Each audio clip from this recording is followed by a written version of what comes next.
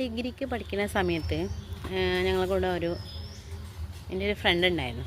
മൂപ്പര് തമിഴ്നാട്ടിലാണ്. അപ്പോൾ കുറേ വർഷങ്ങൾക്ക് ശേഷം ഞങ്ങൾ ഇന്നലെ ഒന്ന് കോണ്ടാക്ട് ചെയ്തു. അപ്പോൾ ഓരോ കാര്യങ്ങളൊക്കെ അങ്ങനെ സംസാരിച്ച്, പഠിക്കുന്ന സമയത്തെ കാര്യങ്ങളൊക്കെ സംസാരിച്ച്, ഫാമിലിനെ കുറിച്ചും ഒക്കെ സംസാരിച്ച് സംസാരിച്ച് ഞാൻ അവളോട് പറഞ്ഞു, ഈ പണ്ട് തേച്ച് പോയ ഓനെ കണ്ടീനിന്ന് പറഞ്ഞു. അങ്ങനെ അങ്ങോട്ടും ഇങ്ങോട്ടും ഓരോ കാര്യങ്ങളൊക്കെ പറഞ്ഞ് ലാസ്റ്റ് ഞങ്ങൾ തമ്മിൽ ഉടക്കി അവസാനം അവളെന്നോട് പറയാ, നീ പോടി മുഖ്യമന്ത്രി ഇല്ലാത്തവളെ.